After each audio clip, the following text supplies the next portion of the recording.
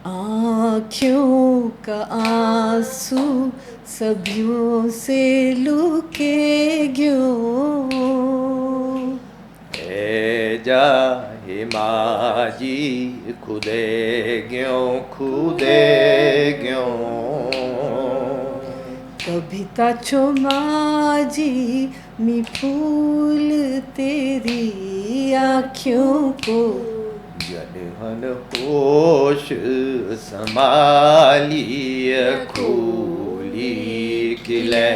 थोड़ा सा पीछे जाएंगे, थोड़ा सा अगर आप लोग शेयर करें प्लीज़। आप लोग थोड़ा सा कैसे आप लोग मिले, कैसे मुलाकात हुई, क्या कुछ रहा अगर थोड़ी सर बताएंगे तो ज़्यादा अच्छा लगेगा। वहीं हमारी मुलाकात हुई और हम मित्र बने और फिर हमें लगा कि हम अपना जीवन साथ में गुजार सकते हैं। जो ये राम सिया की जोड़ी इतनी प्यारी दिखती है, एक अंदरूनी बात पूछना चाहूँगी, कभी क्या आप लोगों के बीच में नोक झोंक और झगड़े भी होते हैं या? वही बात एक्चुअली मैं सर के लिए भी कहूँगी कि बहुत ही अच्छे जो मानव के सबसे अच्छे गुण हैं ये इनके अंदर हैं। लेकिन क्योंकि टिहरी बांध का डूब क्षेत्र बहुत बड़ा था, उसमें बहुत सारे गांव डूब में आने वाले थे।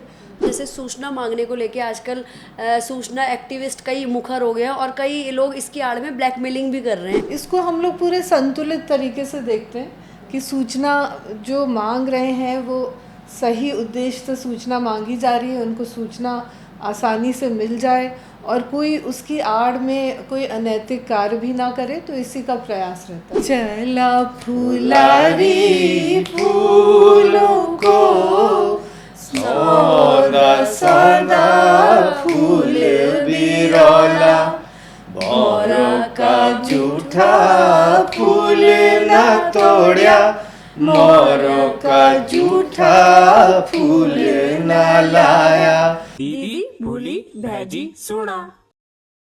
नमस्कार दगड़ियों, मैं नलिनी गोसाई उत्तराखंड की नौनी स्वागत करती हूँ आप सभी का एक बार फिर से अपने खास कार्यक्रम भेंट वार्ता में। तो आप सभी जानते हैं उत्तराखंड की एक फेमस और प्यारी सी जोड़ी है जिसे उत्तराखंडी संस्कृति से बहुत ज़्यादा लगाव है और एक ईमानदार और स्वच्छ छवि के ये अफसर हैं। तो आप समझ ही गए होंगे हम बात कर रहे हैं, जी हाँ, पूर्व डीजीपी अनिल रतूड़ी जी की और मुख्य सूचना आयुक्त राधा रतूड़ी जी की। तो आप दोनों का उत्तराखंड की नौनी के स्टूडियो में बहुत बहुत स्वागत है। धन्यवाद। नमस्कार, बहुत बहुत धन्यवाद। बहुत बहुत धन्यवाद। खूब छा आप लोग, बहुत सुंदर, आनंद मचा, आनंद मचाओ। ठीक है सर, और हम शुरू कर दा सर दगड़ी। सर आपने क्या कहते हैं इतने साल सेवा करी पुलिस में और उसके बाद आपने खाकी में स्थित प्रज्ञ एक पुस्तक भी लिखी जिसमें आपके संस्मरण भी हैं। तो सबसे पहले तो हम आपकी वो जर्नी जानना चाहेंगे और कुछ खट्टे मीठे अनुभव जो आपने उसमें साझा भी किए। बहुत धन्यवाद। आपने सही कहा, मैंने बहुत लंबी एक पुलिस सेवा की है उत्तर प्रदेश में, भारत सरकार में और फिर उत्तराखंड में।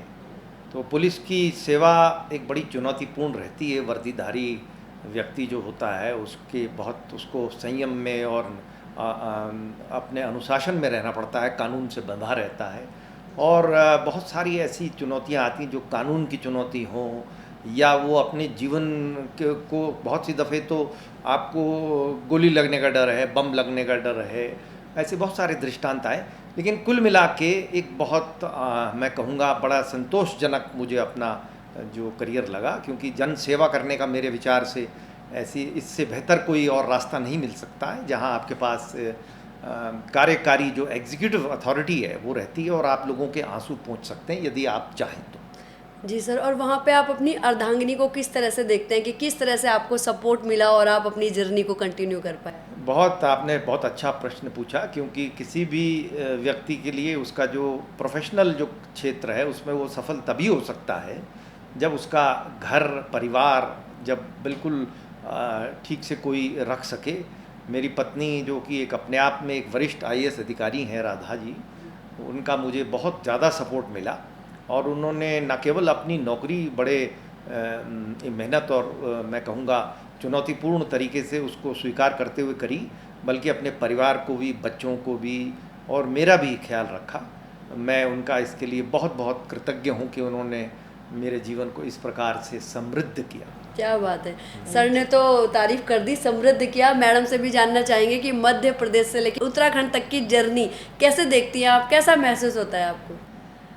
नलिनी जी, बहुत ही अच्छी जर्नी रही। और जैसा अभी रतूड़ी जी ने कहा कि जर्नी में जो साथी है वो बहुत महत्वपूर्ण हो जाता है। तो क्योंकि मुझे इतने अच्छे जीवन साथी मिले, तो मध्य प्रदेश, उत्तर प्रदेश, आंध्र प्रदेश और सारे प्रदेश। उत्तराखंड, 4 प्रदेशों में नौकरी करने का मौका मिला। हाँ जी, हाँ जी। और ये जर्नी बहुत ही अच्छी रही। और जहाँ तक परिवार का सवाल है, तो रतूड़ी जी का बहुत ज़्यादा इसमें सहयोग मिला। जैसे उदाहरण के तौर पे मैं बताना चाहती हूँ कि जब उत्तराखंड का गठन हुआ और मेरी प्रथम तैनाती यहाँ पर हुई ज़िलाधिकारी टिहरी गढ़वाल के रूप में, उस समय हमारी दोनों बेटियाँ बहुत छोटी थीं। और क्योंकि हम लोग चाह रहे थे उनको एक अच्छे स्कूल में यहाँ पे एडमिशन मिल गया था देहरादून में, तो रतूड़ी जी ने कहा कि नहीं, तुम जाओ नौकरी करो, मैं दोनों बेटियों को देखूंगा। और 1.5 साल तक उन्होंने माँ का पूरा रोल निभाया, बच्चों के लिए सब कुछ। छोटी बेटी सिर्फ 4 साल की थी और इतने प्यार से उन्होंने बच्चों को यहाँ, मतलब उस दौरान उनकी परवरिश की। तो इस तरह का जब सहयोग मिलता है तो जीवन का सफ़र आसान होता है। मैम, जब जब हम आपकी वीडियो डालते हैं तो सच में लोग टिहरी डीएम रहते हुए बात की चर्चा और आपकी तारीफ जरूर करते हैं।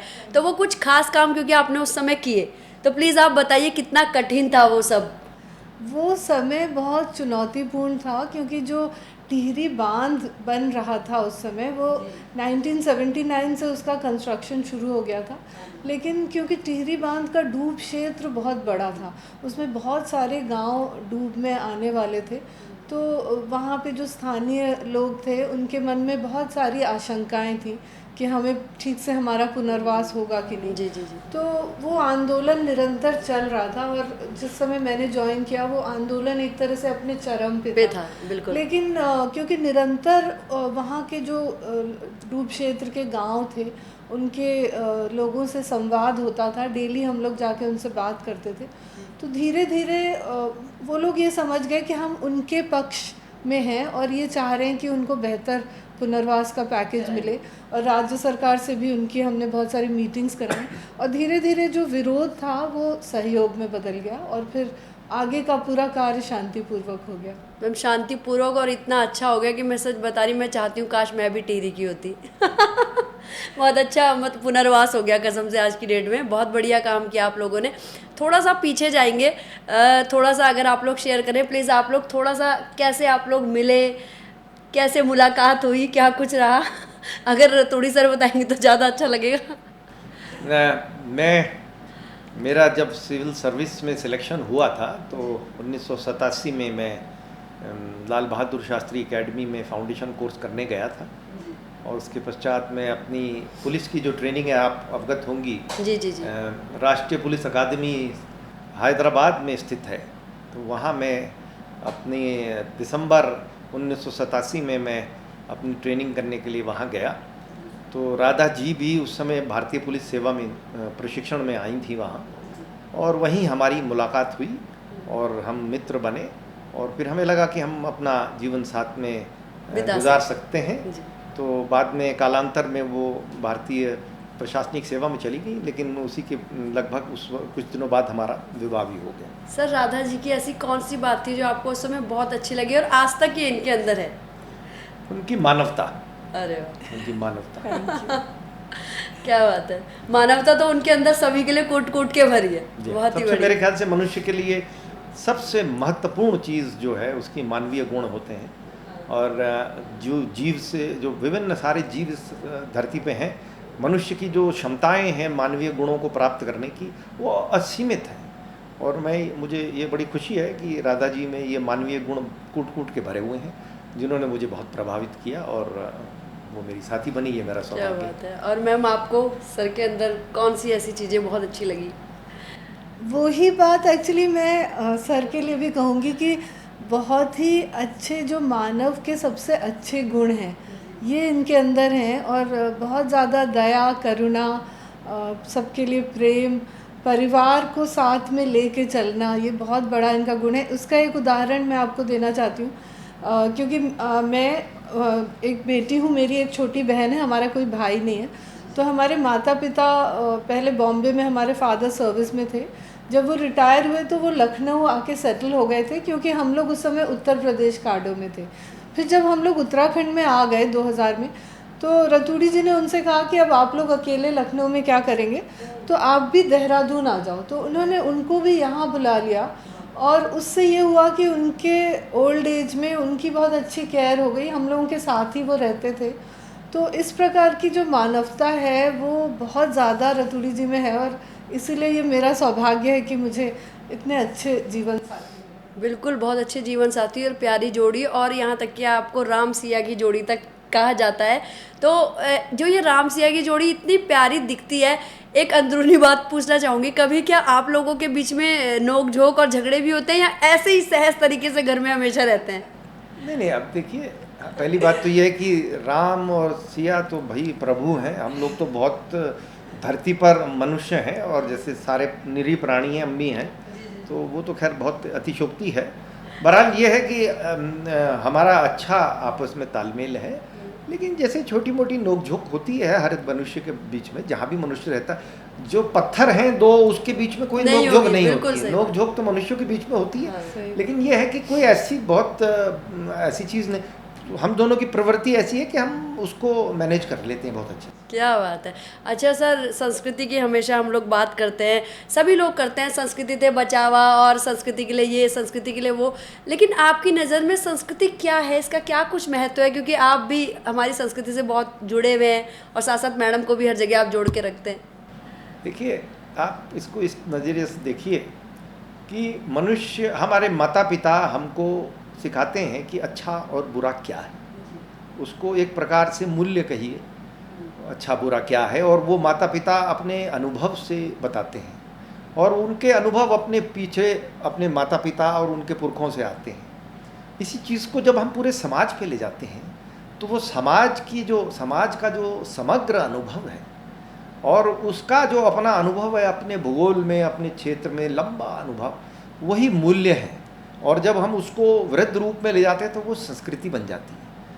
क्या खाना है, कैसे खाना है, क्या पहनना है, क्या बोलना है, कब क्या करना है, ये एक संस्कृति और सभ्यता का रूप धारण कर लेती है। तो संसार में जितनी संस्कृतियां हैं, जो प्राचीन मनुष्य की संस्कृतियां हैं, जंगल से बाहर निकलने के बाद जो बनी हैं, उसमें बड़ी बड़ी संस्कृतियां जो पूर्व में प्राचीन थी, वो लगभग सब समाप्त हो गई हैं।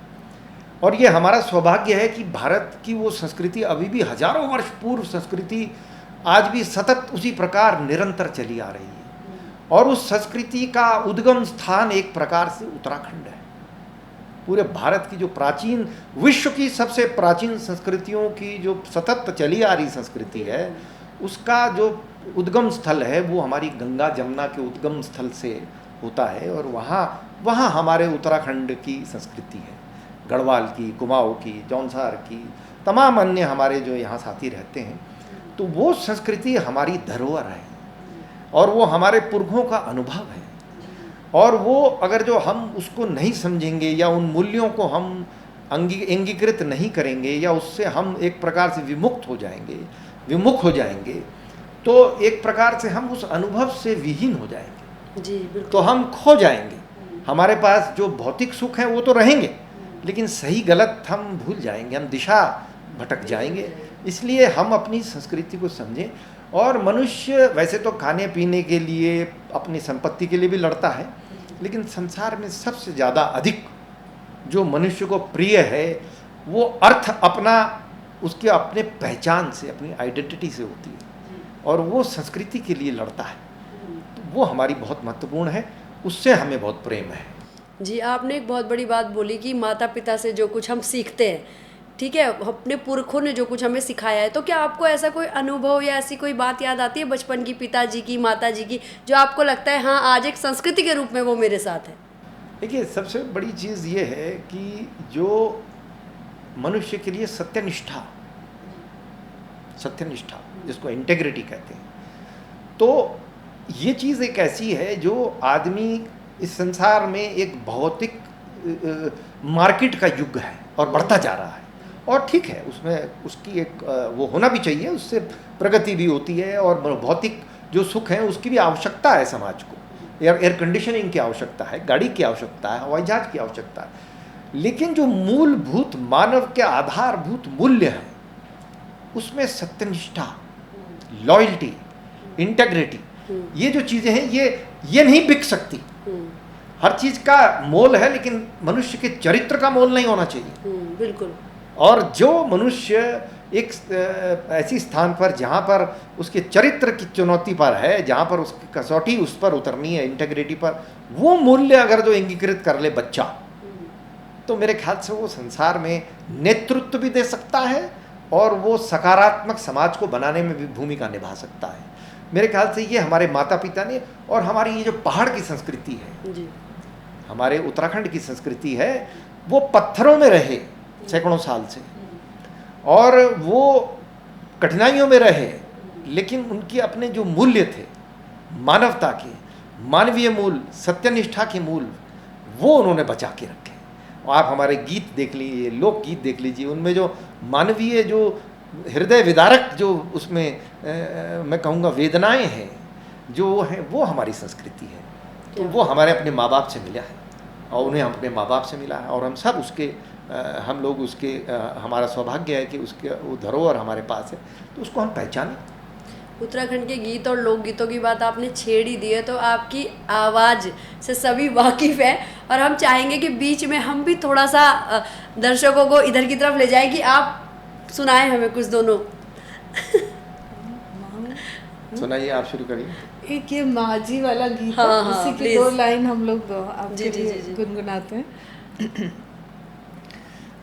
आँखों का आंसू सदियों से लुके क्यों, ए जाए माजी खुदे खुदे ग्यों, कभी ताचो माझी मी फूल तेरी आँखों को, जनहन होश संभालिय खूली किले, कभी तिन खाणू निखाई मेरा बाना माँ, आज फिर लागी गोले मांबा ढूली किले, कभी ताचो माझी मी फूल तेरी आँखों को, आज जन होश संभालिय खूली किले, कभी तिन खाणू निखाई मेरा बाना माँ, आज फिर लागी गोले माँ बाडूली किले। क्या बात। मैम, आपको कितना टाइम लगता है इन गानों को याद करने में?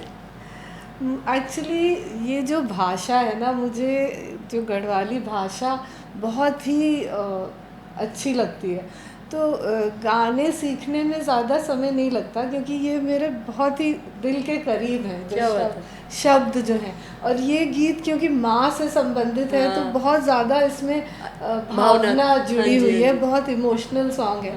तो ये बहुत जल्दी मुझे पसंद आया, और फिर हम लोगों ने ऐसे ही आपने देखा होगा कि बहुत सारे ऐसे मैंने किस्से देखे जहाँ बच्चा कोई अमेरिका में है, कोई कहीं है, और बहुत सफल है, माँ बाप ने उन्हें पढ़ाया लिखाया, और जब वो माँ बाप उनके मृत्यु उस पर बैठे हैं, वो कहीं संपर्क में भी नहीं आ पा रहे हैं। ऐसी भी दुनिया जा रही है आजकल।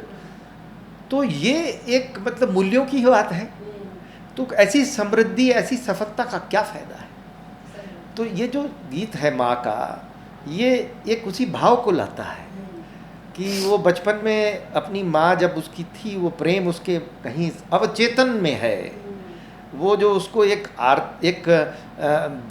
भौतिक सुख अलग चीज़ है, लेकिन जो एक भावनात्मक सुरक्षा जो उसको अवचेतन में मिली, वो जब आज उसकी माँ नहीं है तो वो उसको याद कर रहा है, और उससे उसको एक प्रकार से उसके हृदय में वो वेदना भी है, लेकिन वही उसको एक संसार में अच्छा मनुष्य बना रहा है।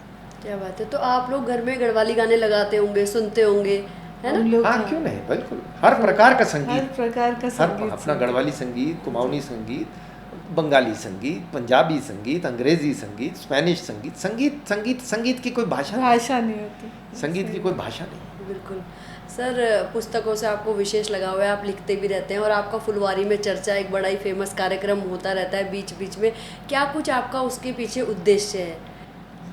देखिए, मेरे विचार से मनुष्य जो एक उसके जो बाकी जीव हैं उसकी तरह उसे भोजन चाहिए, उसे प्रजनन है, उसे जो जीवन के सुख हैं वो सब चाहिए, लेकिन मनुष्य की जो नियति है वो उसकी जो आत्मीय गुण हैं उनको साकार करने से है।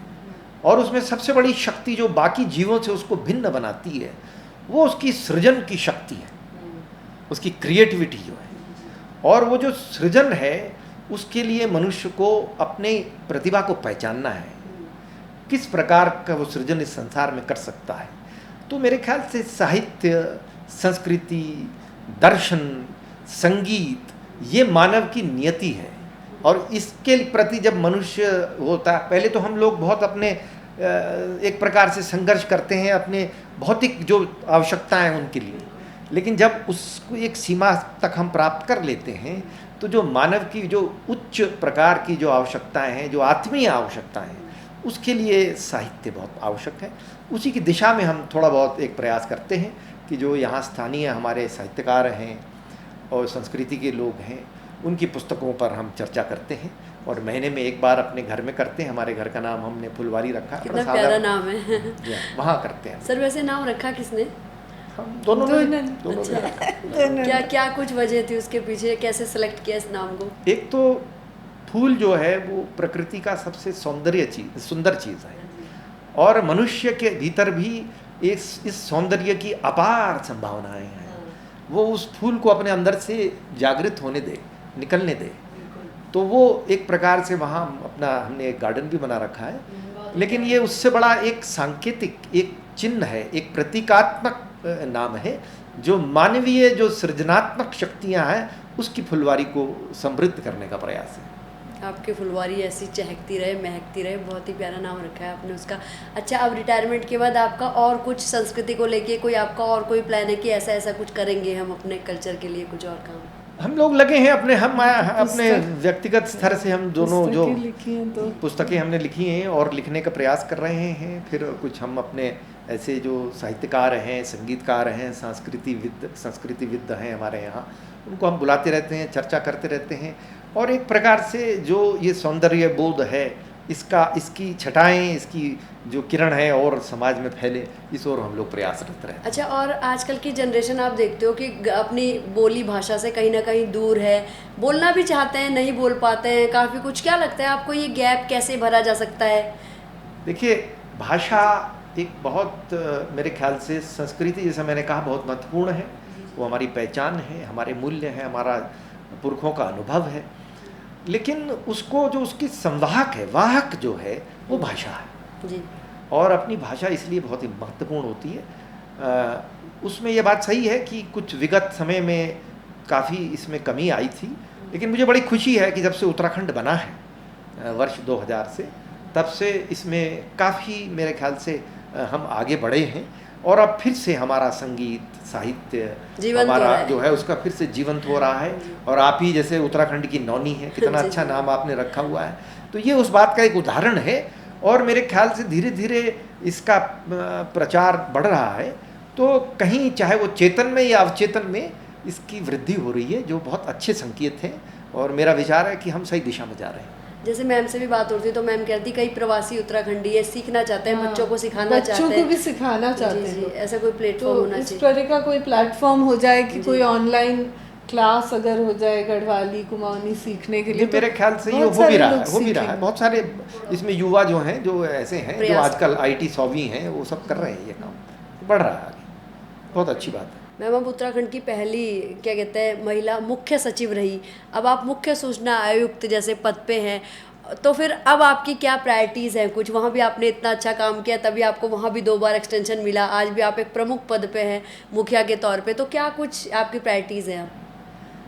देखिए, पहली महिला मुख्य सचिव या पहली महिला मुख्य सूचना आयुक्त होने का सौभाग्य मुझे मिला और इससे मुझे लगता है कि एक संदेश जाता है हमारी बालिकाओं में, हमारी महिलाओं में, कि आप कोई भी काम कर सकते हैं और आप सिर्फ मेहनत करिए और अपने पूरी निष्ठा से अपनी पढ़ाई करिए, जो मैं अपनी बेटियों के लिए भी कहना चाहती हूँ, तो आकाश छू सकते हैं आप।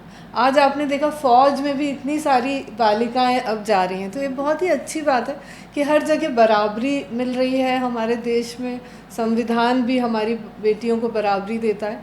जहाँ तक मेरे इस वर्तमान में जो मुझे दायित्व दिया गया है, ये आपको पता ही होगा कि सूचना का अधिकार अधिनियम है।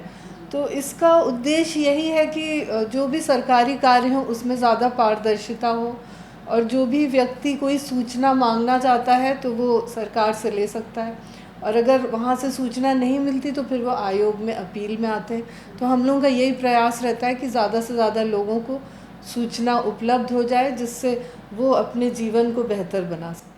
जी मैम, एक सवाल था, जैसे सूचना मांगने को लेके आजकल सूचना एक्टिविस्ट कई मुखर हो गए हैं और कई लोग इसकी आड़ में ब्लैकमेलिंग भी कर रहे हैं, ऐसा कुछ महसूस होता है आपको? अभी तक ऐसा कोई अनुभव तो नहीं हुआ मुझे, लेकिन इसको हम लोग पूरे संतुलित तरीके से देखते हैं कि सूचना जो मांग रहे हैं वो सही उद्देश्य से सूचना मांगी जा रही है, उनको सूचना आसानी से मिल जाए और कोई उसकी आड़ में कोई अनैतिक कार्य भी ना करे, तो इसी का प्रयास रहता है। अच्छा, बेटी एक आपका फेवरेट टॉपिक है, जहाँ बेटियों को बहुत समर्थन भी करती हैं, सहयोग भी करती हैं, हम उसका उदाहरण है जीवन। तो और उत्तराखंड की नौनी के आज आप आई हैं, तो बेटियों को लेके मैम क्या कुछ आपने काम किया और आगे आपका क्या कुछ और करने का सपना है? देखिए, बेटियों को लेके तो मतलब अभी बहुत सारे काम करने बाकी हैं, लेकिन एक जो छोटा सा मैं अनुरोध सभी से करूँगी कि वो हमारी बेटियों में जो एनीमिया की प्रॉब्लम है उत्तराखंड में काफ़ी अधिक है। तो लगभग 46% हमारी महिलाएं और बेटियां जो हैं उनके अंतर्गत ये एनीमिया की प्रॉब्लम है, मतलब हीमोग्लोबिन थोड़ा कम रहता है। तो इससे पूरा स्वास्थ्य प्रभावित होता है। तो मैं चाहूँगी कि हर परिवार में अपनी बेटियों के स्वास्थ्य का ध्यान रखें, अपनी महिलाओं के स्वास्थ्य का ध्यान रखें, और विशेष रूप से जो हमारी गर्भवती माताएं हैं, क्योंकि जिस समय कोई बेटी अगर गर्भवती होती है तो उस समय उसका विशेष ध्यान रखने की ज़रूरत है। और अगर हमारी माताएं स्वस्थ होंगी तो आने वाला शिशु भी स्वस्थ होगा और पूरी एक जनरेशन, एक हमारी हेल्दी जनरेशन होगी। तो इसके लिए पूरे समाज को मिल के काम करना है कि हमारी बेटियां और हमारी माताएं स्वस्थ रहें। स्वास्थ्य है तो सब कुछ है। अच्छा, मैं आप लोगों को ऐसे तो नहीं छोड़ूंगी, एक गाना मैं और सुनूंगी, उसके बाद हम लोग फिर समापन की तरफ चले जाएंगे। ये फूलदेई से संबंधित अरे गीत है, आप सब लोग इसको जानते हैं। हमारी संस्कृति की विशेष पहचान है। पहचान है। चला फुलारी फूलों को सौदा सदा फूल बिरौला, मोरा का जूठा फूल न तोड़या, मोरों का जूठा फूल न लाया, चला फुलारी फूलों को। क्या बात है, वाह वाह वाह वाह, मज़ा आएगी नहीं। अच्छा, अब आप उत्तराखंड की नौनी के स्टूडियो में आए हैं, हमारी नौनियों के लिए, आप दोनों की तरफ से, महिलाओं के लिए पहाड़ की, खूबसूरत सा कोई संदेश दे दीजिए प्लीज़।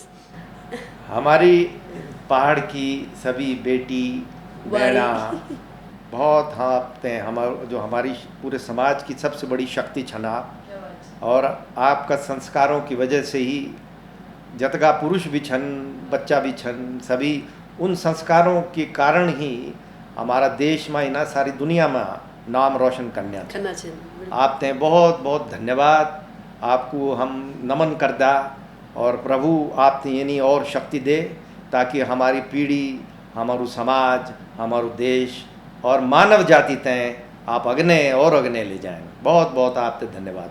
क्या बात है। और आप दुया दुया आज आया जाओ उत्तराखंड की नौनी का स्टूडियो में, आप दुयो को बहुत बहुत धन्यवाद। बहुत बहुत धन्यवाद। उत्तराखंड की नौनी तय भी बहुत बहुत धन्यवाद, आशीर्वाद और शुभकामनाएं। धन्यवाद सर, धन्यवाद मैम।